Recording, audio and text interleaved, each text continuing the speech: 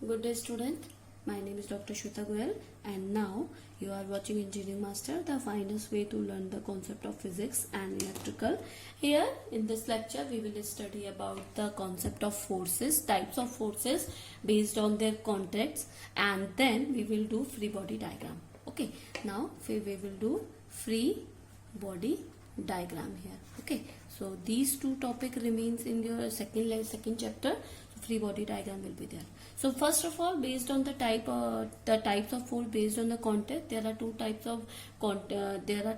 of classification is there. One is non-contact and second one is contact. Non-contact is that when the contact is not happen in between the objects. Okay, आपका क्या है, जब आपके object है जिसका आपको force देखना है, वो कभी भी वो क्या करेगा, किसी भी फोर्स को कांटेक्ट नहीं करेगा. किसी भी हम बोल सकते हैं किसी भी ऑब्जेक्ट पे, अगर हम इस स्केच पेन की बात करें, इसका फोर्स हमें देखना है कि इस टेबल पे फोर्स कितना लगेगा, बट ये कांटेक्ट में नहीं है इस समय. अगर ये इधर चला गया कांटेक्ट हो गया, बट अगर कांटेक्ट में नहीं है दैट इज नॉन कांटेक्ट. और कांटेक्ट होगा लाइक अगर मैं इस पे लगा दिया, अब देखिए इस कांटेक्ट पे टेबल का फोर्स कितना लग रहा है, that is contact force. Okay, तो non contact forces will be three types, that is field force, gravitational force, electrostatic force. And contact force will be normal force, tension force, spring force and friction. We will give some general idea about all this force. So first of all, field force, and then we will do the free body diagram. Okay, so first of all, non-contact force. So first force of non-contact force, that is field force. Okay, field force. Field force can act between two objects kept far apart. For such force, physical contact is not required. Okay, I am writing here. For such force, physical contact not required, because we are talking about non-contact force, so physical force is not required, and it can act between two objects kept apart. Okay, आपका क्या है, दोनों forces आपके एक दूसरे से apart रखे हैं और तब आपका उन दोनों में जो फोर्स लगेगा that is your field force. Second is your we can say field force also. Okay, so field force is the force is physical contact not required. It can act as it can act between the objects. So first is that gravitational force. Okay, gravitational force is, पहले तो ये सबसे ज्यादा weak force होता है. This is a weakest force in the world. Okay, आपको लगता होगा ग्रेविटेशनल फोर्स सबसे ज्यादा हाई पावर फोर्स है, but I can say this is a weakest force. Okay, so any two particle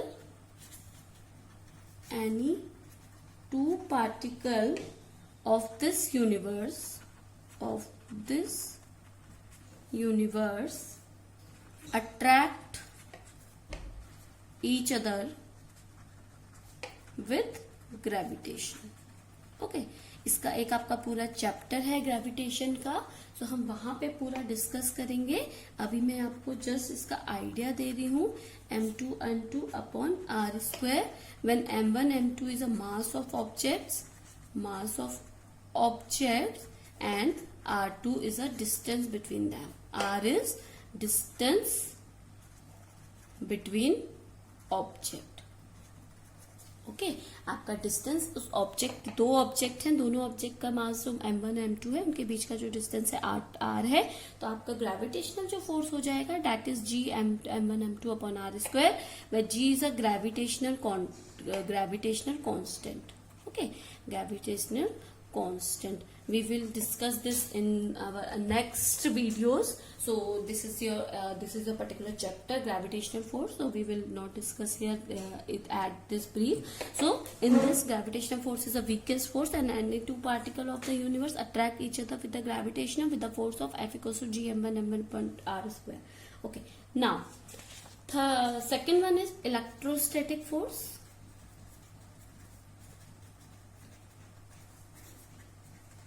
electrostatic force between the charged particle.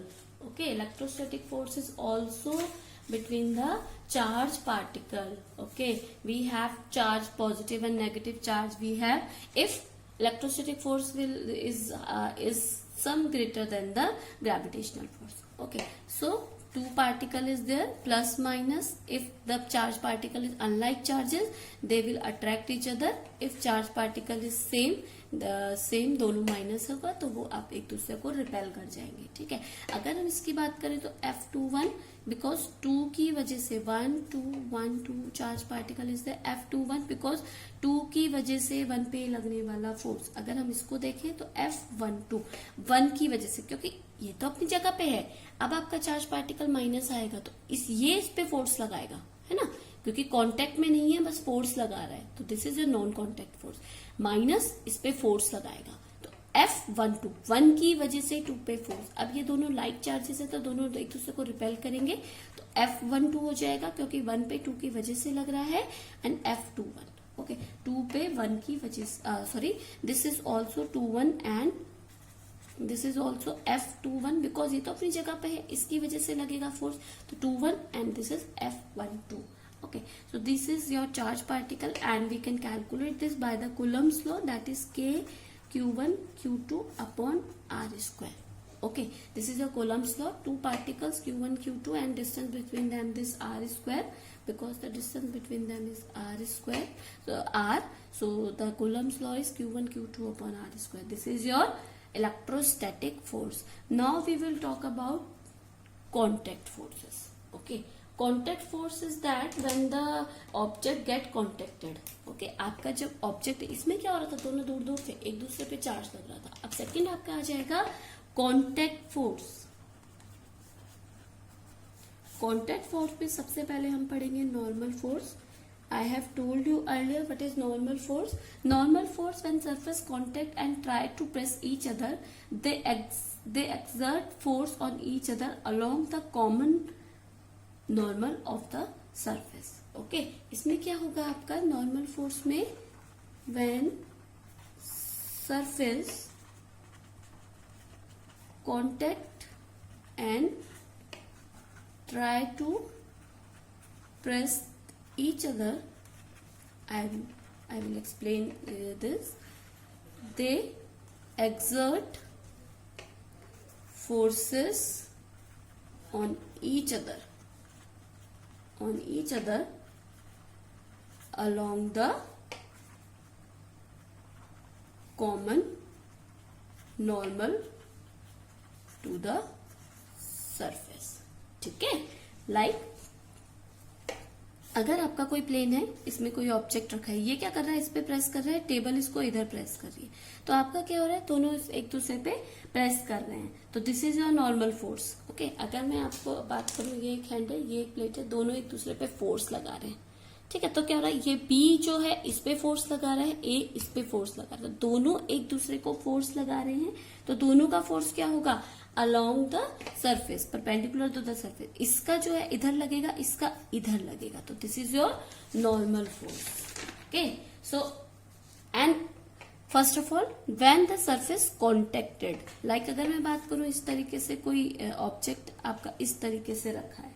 ठीक है, आपका इस तरीके से कोई ऑब्जेक्ट रखा है, एक पॉइंट ये है, एक पॉइंट ये है, ए बी. तो आपका नॉर्मल फोर्स कहाँ कहाँ लगेगा, केवल जहां पे सरफेस कांटेक्ट होंगे.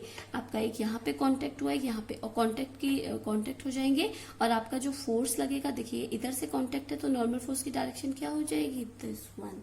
एंड इस कांटेक्ट में नॉर्मल फोर्स की डायरेक्शन ये हो जाएगी. ठीक है, are you getting my point, कि आपका क्या हो रहा है, नॉर्मल फोर्स वहीं पे लगेगा जहां पे आपका सरफेस कांटेक्ट में जाएगा. ओके, लाइक अगर मैं बात करूं, इस तरीके से कोई आपका ऑब्जेक्ट है, सर्कल है, तो आपका कहाँ पे, यहाँ पे कनेक्ट हुआ है, तो आपका नॉर्मल फोर्स लगेगा इधर.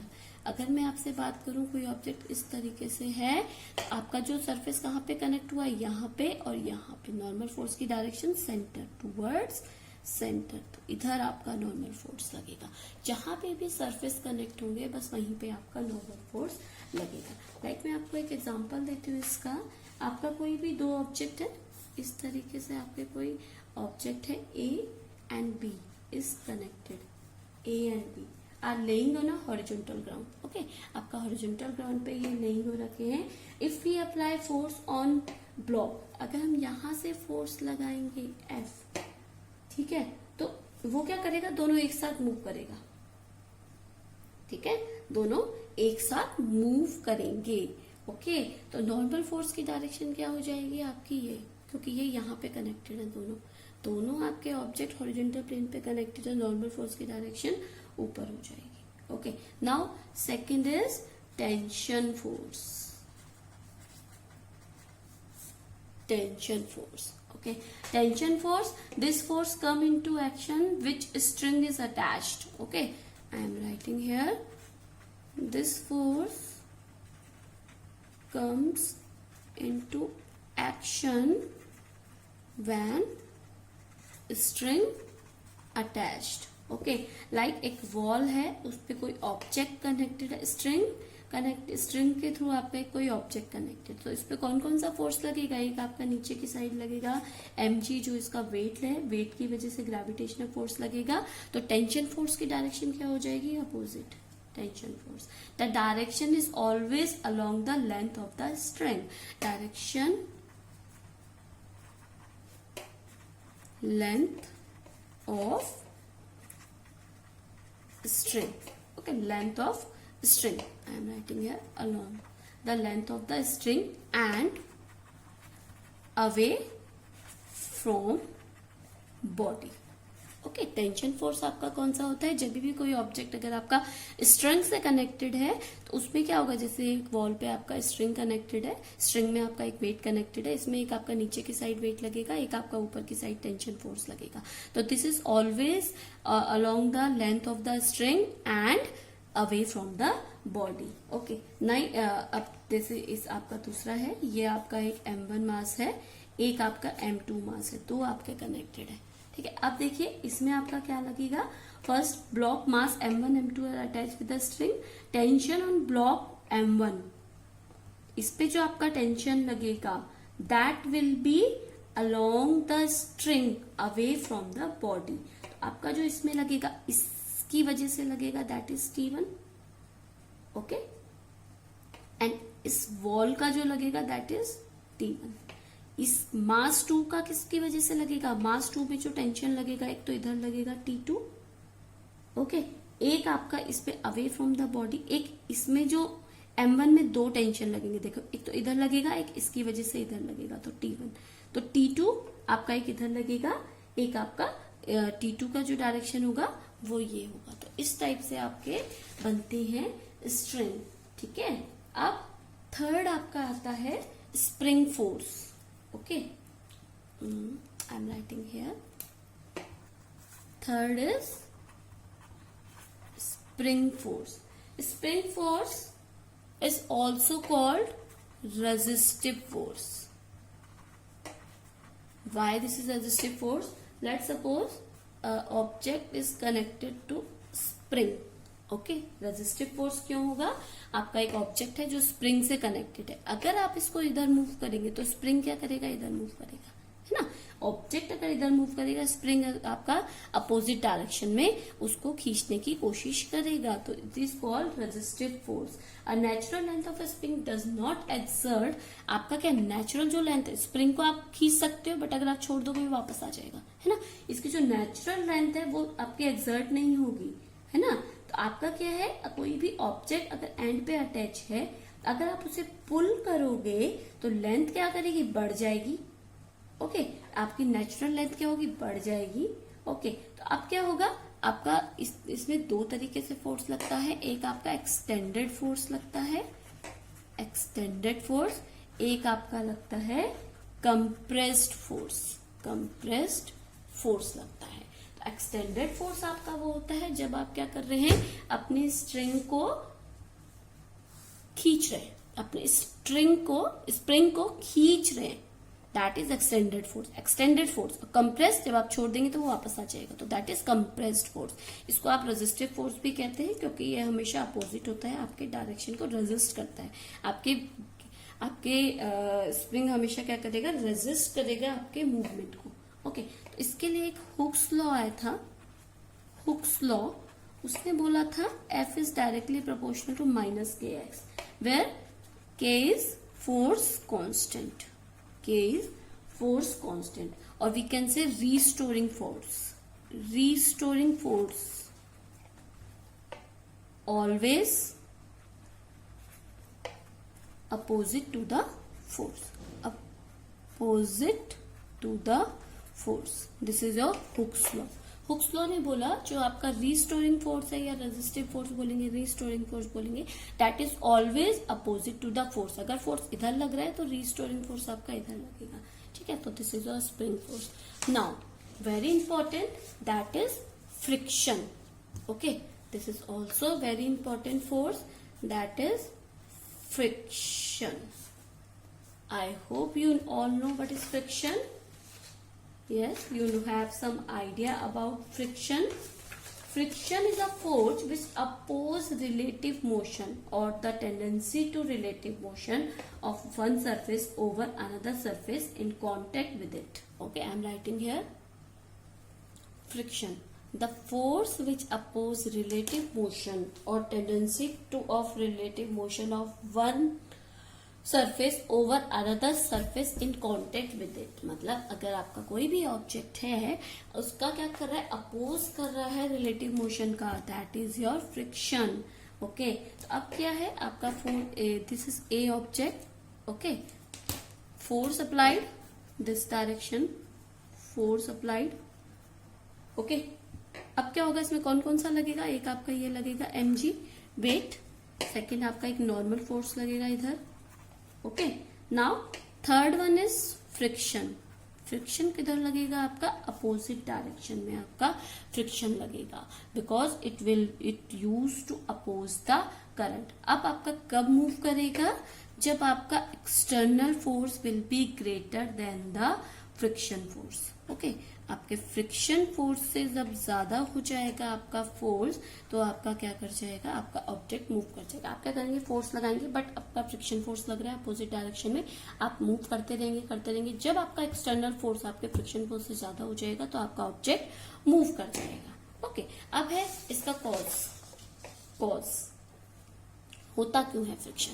Friction arises on the account of strong atomic forces of attraction between two surface and a point of actual contact, as actual area contact of is very small, therefore the pressure equal to force upon area at the point of contact become too large. Okay, अब देखिए, like अगर मैं किसी surface की बात करूं, आपको जो सरफेस इस तरीके से दिख रहा है, अगर आप उसे माइक्रोस्कोप से देखें तो आपका सरफेस कुछ इस टाइप से होता है. ठीक है, और ऑब्जेक्ट अगर आपको ऐसा दिख रहा है, बट आपका ऑब्जेक्ट किस टाइप से होता है, इस टाइप से होता है. तो आप देखिए, आपका जो एक्चुअल सरफेस एरिया जो कांटेक्ट में है वो ये है, ये है ना, इस तरीके से आपको दिख रहा है. बट अगर आप उसको माइक्रोस्कोप से देखेंगे तो एक्चुअल रियल एरिया जो कांटेक्ट है वो ये है. इनके बीच में क्या एटम्स होंगे, एटम्स जो करेगा इन कांटेक्ट की वजह से, एटम क्या करेगा, फोर्स ऑफ अट्रैक्शन.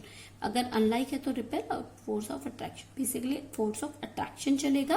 ठीक है, एटॉमिक फोर्स ऑफ अट्रैक्शन. ठीक है, एटॉमिक फोर्स सबसे ज्यादा फोर्स होता है, हाईएस्ट जो फोर्स होता है वो आपका एटॉमिक फोर्स होता है. मैक्सिमम जो फोर्स लाइफ में किसी भी वर्ल्ड में मैक्सिमम जो फोर्स है, ग्रेविटेशन वीकेस्ट है, एटॉमिक आपका मैक्सिमम है. तो एटॉमिक फोर्स इनके बीच में लगेगा. अब क्या है, देखिए एक्चुअल एरिया जो कांटेक्ट है वो बहुत कम है, तो प्रेशर क्या हो जाएगा, pressure will increase if area decrease. देखिए P इज डायरेक्टली, अब अगर फोर्स कांस्टेंट बोलूं मैं आपको, तो P is inversely proportional to area. Area increase होगा तो प्रेशर डिक्रीज. ये जस्ट कोई रिलेशन नहीं है, जस्ट आपको इससे बताया है.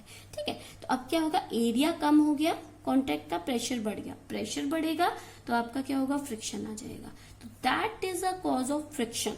Okay, because actual area is more lower than the real area. So if you want to, जितना ज्यादा आपका फ्रिक्शन चाहिए उतना ज्यादा आपको अपना जो सरफेस है वो आपको इस तरीके से बनाना पड़ेगा. ओके, जितना स्मूथ सरफेस होगा उतना कम फ्रिक्शन आपके पास होगा. ओके, अब है आपका एप्लीकेशन ऑफ न्यूटन्स मोशन. अगर आप न्यूटन्स लॉ के मोशन का एप्लीकेशन देखें तो first of all free body diagram, आप क्या करते हैं, उसे फ्री बॉडी डायग्राम बना सकते हैं. हम सिस्टम की बात कर रहे हैं, system. What is system? System is a single particle block or combination of two blocks are kept over other, two blocks connected by a string, piece of string, कुछ भी आपका सिस्टम हो सकता है जिसपे हमें बेसिकली हमें फोर्स कैलकुलेट करना है, and that is your system. Okay, that is your system. तो first of all system can be like this. Okay, system can be like this, system can be like this, system can be like this. Okay, system can be like this. System कैसा भी हो सकता है हमारा. ठीक है, अब है हमारा free body diagram. Free body diagram, इसको मैं FBD लिखूंगी. ठीक है, फ्री बॉडी डायग्राम. अब आपको क्या करना है, फ्री बॉडी डायग्राम आपको देखना है आपके कौन कौन से स्टेप्स होते हैं फ्री बॉडी डायग्राम के लिए. आपको क्या करना पड़ेगा, first of all you have to identify the body. Okay, identify the system we can see. Okay, second आपको क्या करना पड़ेगा, choose the coordinates. Choose the coordinates, आपको कोऑर्डिनेट एक्सेस देखने पड़ेंगे आपके उस पे कौन कौन से कोऑर्डिनेट एक्सेस है as per your convenience. Third आपको करना पड़ेगा represent all force. Okay, represent all force acting on the system, or we can say acting on the body. Okay, by vector, मतलब डायरेक्शन के साथ आपको दिखाना पड़ेगा आपके कौन कौन से हैं. तो ये आपके स्टेप्स होते हैं कुछ फ्री बॉडी डायग्राम बनाने के लिए. ओके, अब देखते हैं फ्री बॉडी डायग्राम. लाइक अगर मैं एक आपको एग्जांपल देती हूँ, आपका कोई ऐसे प्लेन है, आपका इस तरीके से कोई प्लेन है, उसमें आपका एक सिस्टम रखा है, एक बॉडी रखा है जो इस तरीके से आपको एक पुली से कनेक्टेड है इधर. ठीक है, अब देखिए इस ऑब्जेक्ट की दो पोजीशन है, 1 and 2. ठीक है, अब हम पहले 1 पोजीशन की बात करते हैं. 1 पोजीशन पे देखिए आपका ऑब्जेक्ट कुछ इस टाइप से रखा है. इस पे कौन कौन सा फोर्स लगेगा, एक आपका इसमें लगेगा इस स्ट्रिंग की वजह से tension force along with the string, and normal force आपका कहाँ लगेगा, नॉर्मल फोर्स आपका लगेगा along with the object. Okay, and एक आपका रीस्टोरिंग फोर्स लगेगा, that is your FR, and एक आपका वेट की वजह से लगेगा जो आपका इस टाइप से लगेगा. तो आपका एक mg वेट की वजह से लगेगा. अब सेकंड पोजीशन की बात करते हैं. आपका सेकंड पोजीशन इस टाइप से, इसमें आपका एक लगेगा mg वेट, एक आपका लगेगा स्ट्रिंग. ओके, टेंशन फोर्स जिसे आप कहते हैं. तो दो ही आपके लगेंगे. तो this kind can be use of the free body diagram. So we will do some example regarding free body diagram. So first of all you have to draw the free body diagram. Draw free body diagram of block M1. Let's suppose we have this mass connected like this. So you have to draw the free body diagram. So how can you draw the free body diagram?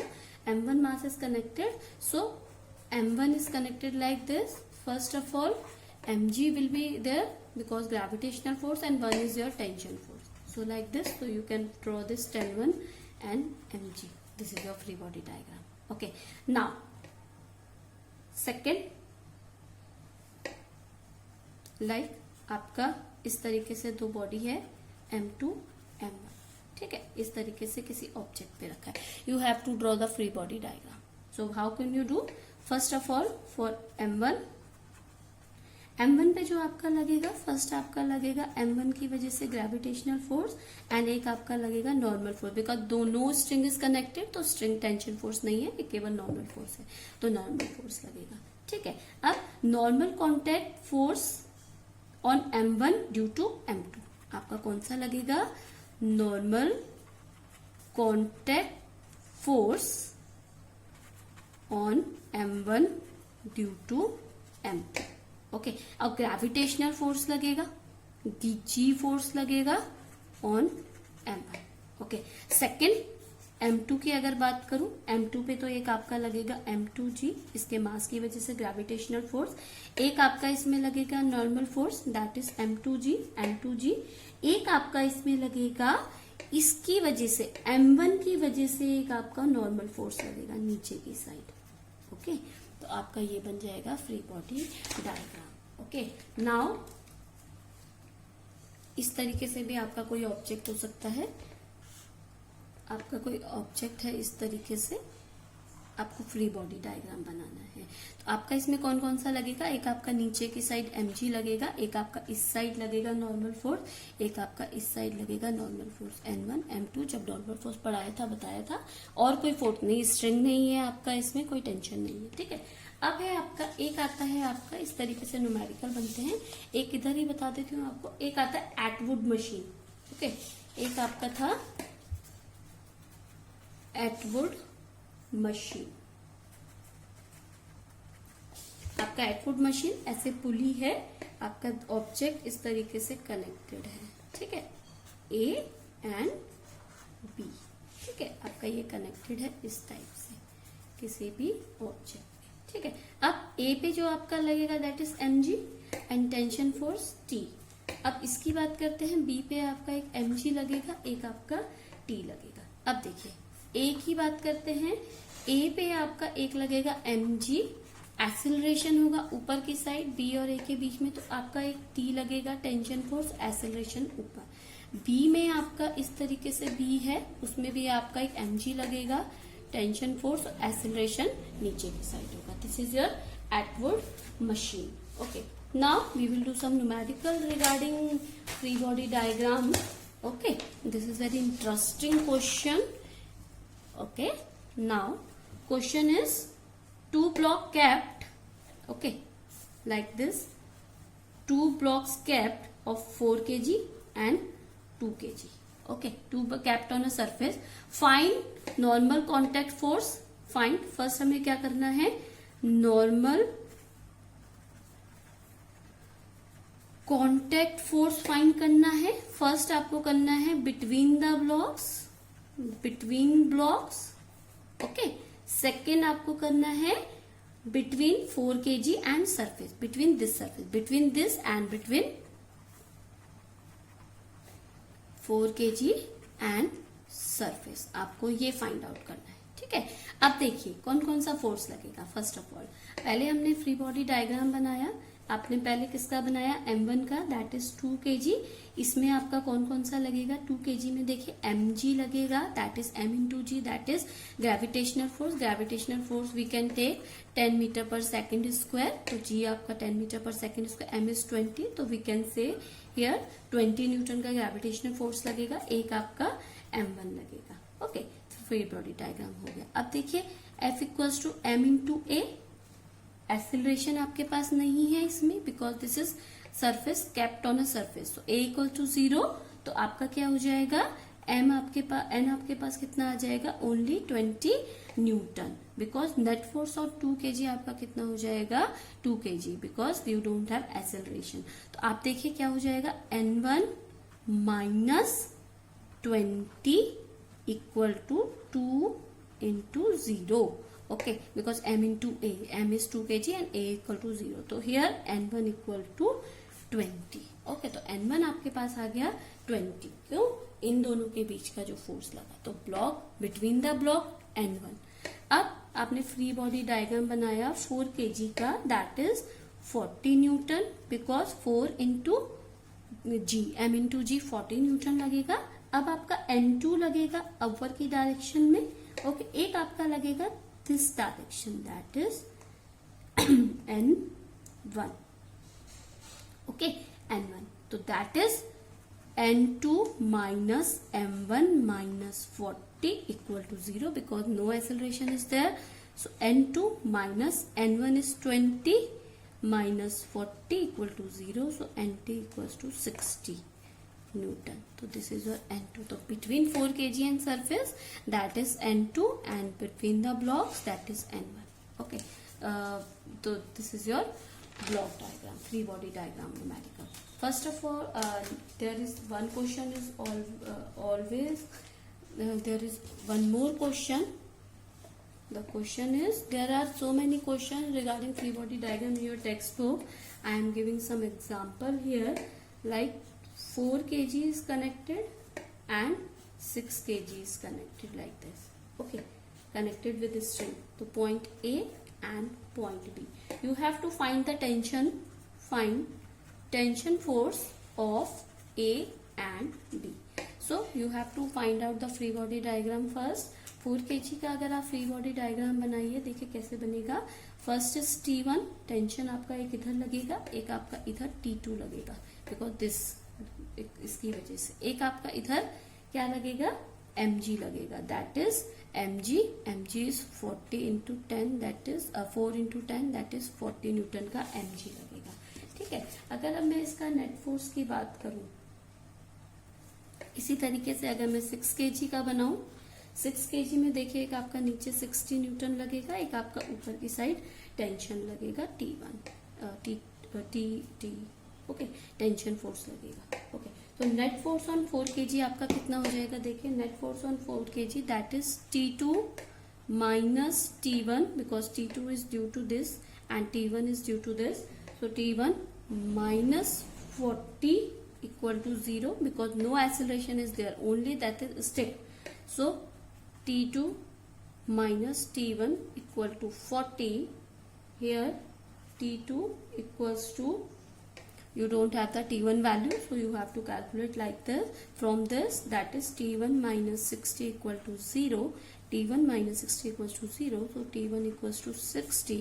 So you can put here 40 plus 60, that is that is T2, हाँ ठीक है, 100. So answer is this and answer is this. T1 and T2 you have find. So you can do this free body diagram like this. If you have any query regarding this student, you can comment me in a comment box. I will explain all your queries. Thank you and subscribe and share my channel.